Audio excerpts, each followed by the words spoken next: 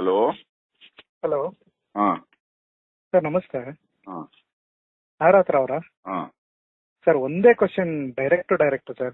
ಹಾ ಇಷ್ಟೆಲ್ಲ ಎಲ್ರಿಗೂ ಇಷ್ಟೊಂದು ಪ್ರಸಾರ ಮಾಡ್ತಿದ್ದೀರಾ, ಅಂದ್ರೆ ಮುಂದಿನ ಪೀಳಿಗೆ ಹೆಂಗಿರ್ಬೇಕು ಅಂತ ಹೇಳ್ತಿದ್ದೀರಾ, ಎಲ್ಲ ಆಗ್ತಿದೆ.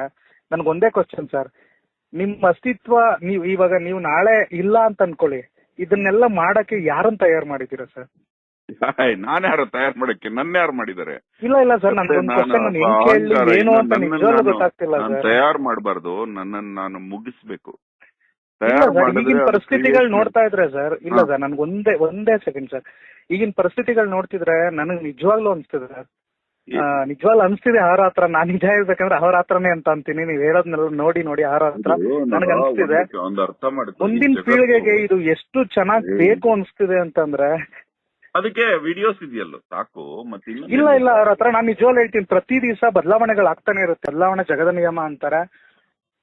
ಅವರ ಹತ್ರ ಅನ್ನೋರು ಇವತ್ತು ಏನ್ ಹೇಳಿದ್ದಾರೆ ಅದು ಮುಂದಕ್ಕೂ ಪ್ರಸ್ತುತ ಅಂತ ನಾ ಹೇಳಕ್ಕೆ ಆಗಲ್ಲ. ಇವತ್ತು ನಾ ಹೇಳ್ಬೇಕಂದ್ರೆ ಏನೋ ಮಹಾಭಾರತದಿಂದ ಹಿಡ್ದು ಏನೋ ರಾಮಾಯಣದಿಂದ ಹಿಡ್ದು ಯಾವ್ದನ್ನು ನಮ್ದೇ ಇರೋ ಜನ ಇದನ್ ಮುಂದಕ್ಕೂ ಪಾಲಿಸ್ತಾರೆ ಅನ್ನೋದನ್ನ ಯಾವ ತರ ನಂಬಕ್ ಸಾಧ್ಯ? ಅವರ ಹತ್ರ ರಾಮಾಯಣಕ್ಕೆ ಹೋಲಿಸ್ತಿಯಲ್ಲೋ, ರಾಮಾಯಣ ಎವರ್ ಗ್ರೀನ್, ನ ಭೂತೋ ನ ಭವಿಷ್ಯತಿ. ಮಹಾಭಾರತ ಅಂತಹ ಕಾದಂಬರಿ ಮತ್ತೆ ಬರಕ್ ಸಾಧ್ಯನಿಲ್ಲ. ಅಂತಹ ಕತೆ ನಡೆದ ಘಟನೆಯನ್ನ ಬರೆದ ರೀತಿ with GPS. Mahabharata Ramayana with GPS ಹಾಕಿದ್ದಾರೆ. ಆ ಕಾಲದಲ್ಲಿ GPS ಇರ್ಲಿಲ್ಲ. ಅವ್ರಿಗೆಲ್ಲ ಕಂಪೇರ್ ಮಾಡೋದು ನಮ್ಮನ್ ಮಾಡ್ತೀಯ ನೀನು ಕತೆ. ಇನ್ನೊಂದೇನ್ ಗೊತ್ತಾ, ನನ್ನನ್ನು ನಾನು ಕೊಲ್ಲುವ ಪ್ರಯತ್ನದಲ್ಲಿದ್ದೇನೆ. ಅಂದ್ರೆ ನಾನು ಸತ್ತಾಗ ಆ ಪ್ರಯತ್ನದಲ್ಲಿ ಹೊರಬಿದ್ದ ಉಕ್ಕಿದ ಹಾಲು ಅಷ್ಟೇ ನಿಮ್ಗೆ ಸಿಗ್ತಾ ಇರೋದು. ಇದು ಯಾರು ಹೇಳಿ ಅನ್ನೋ ಭಾವನೆಗೆ ನಾನು ಆಗ್ತಾ ಇಲ್ಲ. ಇದು ನಿಮ್ಮ ಹತ್ರ ಮಾತಾಡುವಾಗ ಹಾಲು ಉಕ್ಕಿದೆ ಮನೇಲಿ ಅಂತಾರಲ್ಲ, ಆ ಹಾಲು ಉಕ್ಕಿದೆ, ಅದು ಮಾತ್ರ ನಿಮ್ಗೆ ಸಿಗ್ತಾ ಇದೆ. ಅದು ಏನು ಗೊತ್ತಾ, ಯಾರು ಇಲ್ಲದೆಯೂ ಜಗತ್ತು ನಡೆಯುತ್ತೆ. ಈ ಜಗತ್ತು ಖಾಲಿ ಇದ್ದಾಗ್ಲೂ ನಡೀತು, ಜೀವಕೋಶಗಳೇ ಇಲ್ಲದೆ ಇದ್ದಾಗ ನಡೀತಾ ಇತ್ತು. ಕೋಟ್ಯಾಂತರ ವರ್ಷ ಹಂಗೆ ತಿರುಗಿದೆ ಭೂಮಿ. ಇದು ತಪ್ಪು ಆ ರೀತಿ ಥಿಂಕ್ ಮಾಡೋದು. ಇವನು ಶಂಕರಾಚಾರ್ಯರು, ರಾಮಾನುಜಾಚಾರ್ಯರು, ಮಾಧವಾಚಾರ್ಯರು, ಋಷಿಗಳು, ಕಾಶ್ಯಪರು, ಮಾರೀಚಿ, ವಸಿಷ್ಠ, ಅಂಗೀರಸ, ಅತ್ರಿ, ಪುಲಸ್ತ್ಯ, ಪುಲಹ, ಕ್ರತು, ನಾರದ, ಭಗೀರಥ, ಎಂತ ಮಹರ್ಷಿಗಳು, ಅಗಸ್ತ್ಯ, ಗೌತಮ, ಈ ಎಲ್ಲ ಋಷಿಗಳು ನೋಡದೆ ಇರೋದ, ಶಾಲಿವಾಹನ, ಯಾರು ಎಷ್ಟು ಮಹಾಪುರುಷರು, ಕಾರವೇಲ, ಎಂತಹ ವ್ಯಕ್ತಿಗಳೆಲ್ಲ ಬಂದು, ಕಾಳಿದಾಸ ಬಂದು ಹೋದ್ರು, ಭೋಜರಾಜ ಬಂದು ಹೋದ್ರು. ಏನೋ ಇಲ್ಲ ಅವ್ರ ಹತ್ರ ನನಗೆ ಇರೋ ಒಂದೇ ಕ್ವಶನ್, ಇವಾಗ ಇಷ್ಟೆಲ್ಲ ಹೇಳಿದ್ರಿ, ನಾನು ಸುಮ್ನೆ ಸೈಲೆಂಟ್ ಆಗಿ ಕೇಳಿಸ್ಕೊಂಡೆ. ನಾನು ಇಷ್ಟೇ ಹೇಳ್ತಾ ಇರೋದು ಅವ್ರ ಹತ್ರ. ಆಯ್ತು, ಇವ್ರು ಎಲ್ಲಾರ ಹೆಸರು ಹೇಳಿದ್ರಿ, ಕಾಳಿದಾಸನವ್ರಿಗೂ ಹೇಳಿದ್ರಿ, ಕನಕದಾಸರವರ್ಗೂ ಹೇಳಿದ್ರಿ, ಎಲ್ರು ಹೇಳಿದ್ರಿ. ಇವ್ರ ವಿಚಾರಧಾರೆಗಳನ್ನ ಹಂಗೆ ತಗೊಂಡೋಗಿದ್ರೆ ಈಗ ಎಷ್ಟ್ ಜನ ಕನಕದಾಸರು ಹುಟ್ಟಬೇಕಾಗಿತ್ತು, ಎಷ್ಟೋ ಜನ. ಈಗ ನಾನು ಈಗೂ ಮಾತಾಡ್ಬೇಕು ಅಂತಂದ್ರೆ ಎಷ್ಟೋ ಜನ ಅಂಬೇಡ್ಕರ್ ಆಗ್ಬಿಡ್ಬೇಕಾಗಿತ್ತು. ನೀವ್ ಹೇಳಿದ್ರಿ ಉಕ್ಕಿ ಹರಿಯೋ ಹಾಲ್ ಅಷ್ಟೇ. ಡಾಕ್ಟರ್ ಭೀಮ್ರಾವ್ ರಾಮ್ಜಿ ಅಂಬೇಡ್ಕರ್ ಇದಾರಲ್ಲ, ಅವರು ಅದೇನೋ ಒಂದು ಧ್ರುವ ನಕ್ಷತ್ರ ಇದ್ದಂಗೆ. ಯಾಕಂದ್ರೆ ಆ ಬ್ರೈನ್ ಇದೆಯಲ್ಲ, ಅವರು ಆಕ್ಚುಲಿ ಲಂಡನ್ ಲೈಬ್ರರಿಲಿ ಒಂದ್ಸಲ ಕೂತಿದ್ದಾಗ ಲೈಬ್ರರಿಯನ್ ಬಂದು, ಸಾರ್ 5 ಗಂಟೆಗೆ ಆಯ್ತು ಹೋಗಿ ಅಂತಾರೆ. ಅವರು ಪ್ರೀತಿಯಿಂದ ಹಿಂಗ್ ನೋಡ್ತಾರಂತೆ ಲೈಬ್ರರಿಯನ್ನ ಕಣ್ಣಲ್ಲಿ.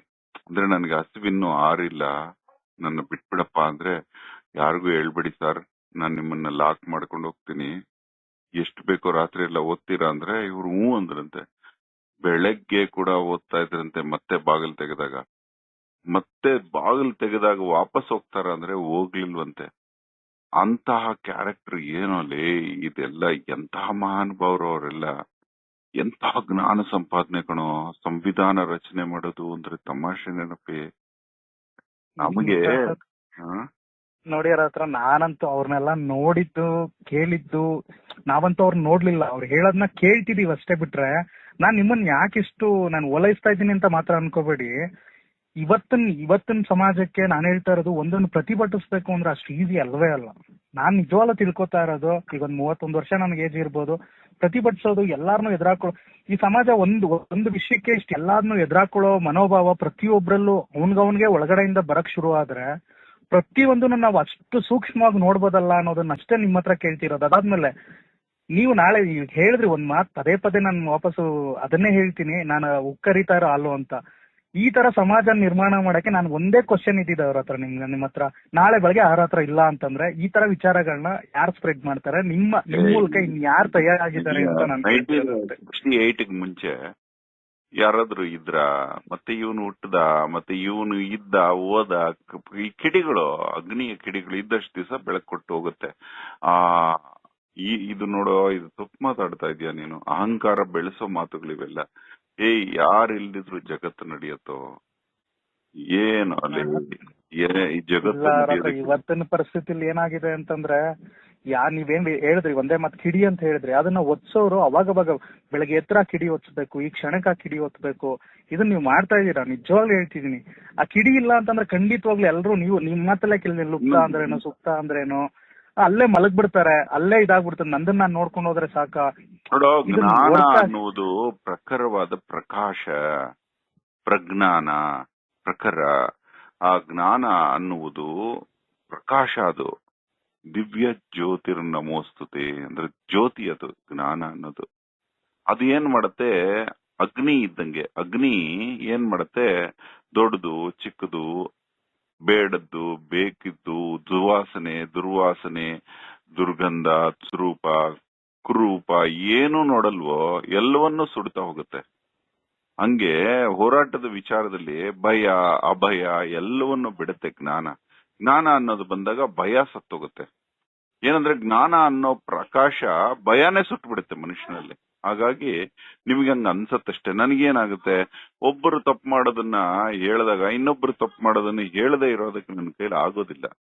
ಅದು ನಿಷ್ಕಲ್ಮಶವಾದ ಮನಸ್ಸಿಂದ ಎಲ್ಲ ಮಾತಾಡ್ತಾ ಹೋಗ್ತೀನಿ. ಭಯ ಸತ್ತೋಗಿದೆಯಲ್ಲ, ಆದ್ರೂ ಇನ್ನು ನನ್ನ ಪ್ರಕಾರ ಇನ್ನೂ ಸತ್ತಿಲ್ಲ. ಅದು ಮೂಲತಃ ಸಾಯೋದು ಯಾವಾಗ ಅಂದ್ರೆ ನಾನು ಸತ್ತಾಗ. ನಾನ್ ಸಾಯ್ಬೇಕು. ನನ್ಗೆ ಇಷ್ಟೆಲ್ಲ ಆಡಿಯೋಗಳನ್ನ ಕೇಳಿಸ್ತಾ ಇದ್ದು ಫಸ್ಟ್ ಟೈಮ್ ನಾನು ಕಾಲ್ ಮಾಡ್ತಾ ಇರೋದು. ನನಗೆ ಇವತ್ತು ಈ ಕ್ಷಣಕ್ಕೆ ಅನ್ಸಿತ್ತೇನು ಅಂತಂದ್ರೆ ಕಾಲ್ ಮಾಡ್ಲೇಬೇಕು ಅಂತ. ನನ್ನ ಹತ್ರ ನಂಬರ್ ಕೂಡ ಇರ್ಲಿಲ್ಲ, ಜಸ್ಟ್ ಸರ್ಚ್ ಮಾಡಿದೆ, ಇಮಿಡಿಯೇಟ್ ಆಗಿ ನಂಬರ್ ಸಿಕ್ತು. ಅದನ್ನ ಕೇಳಿದ ತಕ್ಷಣ ಇಷ್ಟೆಲ್ಲ ಹೇಳಿದಾರೆ. ಇವ್ರು ನಾಳೆ ಬೆಳಗ್ಗೆ ಇಲ್ಲ ಅಂತಂದ್ರೆ ಇದನ್ನೆಲ್ಲ ವಾಪಸ್ ಯಾರು ತಗೊಂಡೋಗಕ್ ಸಾಧ್ಯ, ಯಾರು ಇದನ್ನ ಹೇಳಕ್ ಸಾಧ್ಯ ಅಂತ. ಆಗಿರೋ ಕೆಲಸ ಸಾಕಲ್ವಾ, ಅಷ್ಟೇ ಸಾಕಲ್ವಾ? ಪ್ರತಿ ಒಂದೊಂದನ್ನು ಹೇಳಿದೀರಾ. ನನಗೆ ಅದನ್ನೇ ಇನ್ನೂ ಹೇಳೋದು ಎಷ್ಟೊಂದು ಇರ್ಬೋದು. ನಾಳೆ ಬೆಳಗ್ಗೆ ಇವ್ರು ಇಲ್ಲ ಅಂತಂದ್ರೆ ನಾಳೆ ಹೇಳೋರು ಯಾರು ಅಂತ ನನ್ಗೆ ಈ ಕ್ಷಣಕ್ಕೆ ಅನ್ಸ್ತು. ಇಮಿಡಿಯೇಟ್ ಆಗಿ ನಾನು ಗೂಗಲ್ ಸರ್ಚ್ ಮಾಡಿದೆ, ನಂಬರ್ ಸಿಕ್ತು. ಇನ್ನೊಂದು, ಓದಿರೋನಿಗೆ ನಾಳೆ ಇರೋದಿಲ್ಲ ಅನ್ನೋದು ಸುಳ್ಳು. ಇಮ್ಮಿಡಿಯೇಟ್ಲಿ ಸತ್ತ ತಕ್ಷಣ ಇನ್ನೊಂದು ಗರ್ಭ ಸೇರ್ತೀನಿ, ಅಲ್ಲಿಂದ ಹುಟ್ಟಿ ಬರ್ತೀನಿ. ಅದು ಆನೆ ಆಗಿರ್ಬೋದು, ನವಿಲಾಗಿರ್ಬೋದು, ಅದು ಏನೇ ಆಗಿರ್ಬೋದು, ಕೋಳಿ ಆಗಿರ್ಬೋದು, ಕ್ರಿಮಿ ಆಗಿರ್ಬೋದು, ಹಾವಾಗಿರ್ಬೋದು, ಮನುಷ್ಯ ಆಗಿರ್ಬೋದು, ಮತ್ತೆ ಹುಟ್ಟು ಬರ್ತಾ ಇರ್ತೀನಿ. ನಾನು ಎಂಡ್ಲೆಸ್ ಈ ಭೂಮಿ ಬಿಟ್ಟು ಹೋಗಕ್ಕೆ ಆಗಲ್ವಲ್ಲೋ. ಮುಕ್ತಿ ಇಷ್ಟ ದಿವಸ ಯಾಕೆ ಕನಕದಾಸರು ಹುಟ್ಲಿಲ್ಲ, ಅಂಬೇಡ್ಕರ್ ಯಾರಿಗ್ ಗೊತ್ತು ಕನಕದಾಸರು? ನಾನು ಅದನ್ನೇ ನಂಬುದೇ ನಿಮ್ಗೆ ಕಾಲ್ ಮಾಡಿದ್ದಾರೆ ಹತ್ರ. ನಿಜವಾಗ್ಲೂ ಹೇಳ್ತಿದ್ದೀನಿ, ಕನಕದಾಸರು ಪ್ರತಿ ಜನ್ಮದಲ್ಲೂ ಕನಕದಾಸರು ಹಂಗೆ ಓಡಾಡ್ಬೇಕು ಅಂತೇನಿಲ್ಲ. ಇದ್ದು ಭಯದಲ್ಲೇ ನಿಮ್ನ ಕೇಳಿದ್ದಷ್ಟೇ. ನಾಳೆ ಬೆಳಗ್ಗೆ ಆದ್ರೆ ಏನಂತ. ಹಿಮಾಲಯದಲ್ಲಿ ಎಷ್ಟೋ ಜನ ಹಿಮಾಲಯದಲ್ಲಿ ಹುಟ್ಟಿ ಬೆಳೆದಿರಲ್ಲ. ಅವರು ಸಾವಿರಾರು ಕನಕದಾಸರು ಹಾಕುವಷ್ಟು ಜನ ಇದಾರಲ್ಲಿ. ನಮಗ್ ಗೊತ್ತಿಲ್ಲ ಅಷ್ಟೇ, ನಮಗ್ ಗೊತ್ತಿಲ್ಲ. ಅಲ್ಲ ಅವ್ರ ಹತ್ರ ನಾನು ಆ ಕಡೆ ಸೇರ್ಬಿಟ್ರು ಅವರೆಲ್ಲ. ಇಲ್ಲಿ ಸಮಾಜ ಅನ್ನೋದು ನಡೀತಿದೆ, ವಿಶ್ವದ ಯಾವ ಮೂಲೆಯಲ್ಲಿ ಹುಟ್ಟಿದ್ದಾರೆ, ಯಾರು ಎಲ್ಲಿ ಹುಟ್ಟುತ್ತಾರೆ ಅಂತ ನೋಡೋ. ದುಡ್ಡಿರೋರು ವಿದೇಶ ಪ್ರಯಾಣ ಮಾಡ್ತಾರಪ್ಪ, ಇಲ್ದೇ ಇರೋರು ಇನ್ನೊಂದ್ ದೇಶದಲ್ಲಿ ಹುಟ್ಟಿಸ್ತಾರೆ ದೇವ್ರು. ಇದು ಈ ಭೂಮಿನೆಲ್ಲ ನೋಡೋ ಹಂಬಲ ಇರೋವರೆಗೂ ಹುಟ್ಟುತ್ತಾನೆ ಇರ್ತೀವಿ ನಾವು. ಹಂಬಲ ಇರೋವರೆಗೂ ಹುಟ್ಟುತ್ತಾ ಇರ್ತೀವಿ ನಾವು. ಓಕೆ ಕಣ, ತುಂಬಾ ಸಂತೋಷ ಆಯ್ತಪ್ಪ ನೀನ್ ಮಾತಾಡಿ. ತುಂಬಾ ಖುಷಿ ಆಯ್ತು.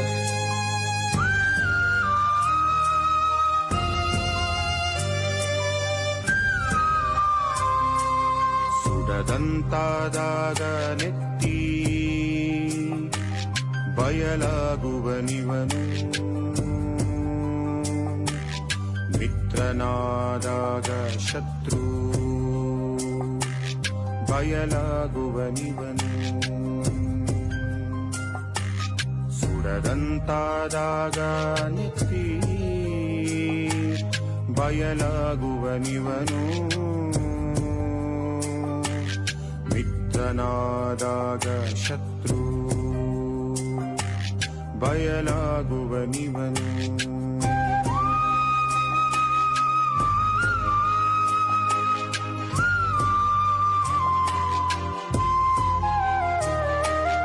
ಭಯ ಬಯಕೆ ನಿಂತಾಗ ಬಯಲಾಗುವನಿವನು ತನ್ನದೆಲ್ಲ ಪರವಾದಾಗ ಬಯಲಾಗುವನಿವನು ಭಯ ಬಯಕೆ ನಿಂತಾಗ ಬಯಲಾಗುವನಿವನು ತನ್ನದೆಲ್ಲ ಪರವಾದಾಗ ಬಯಲಾಗುವನಿವನು ಹುಲಿಯೆಲ್ಲಾವು ಕಂಡಾಗ ಬಯಲಾಗುವನಿವನು ನೆನ್ನೆ ನಾಳೆಗಳ ಕೊಂದಾಗ ಬಯಲಾಗುವನಿವನು ನೆನ್ನೆ ನಾಳೆಗಳ ಕೊಂದಾಗ ಬಯಲಾಗುವನಿವನು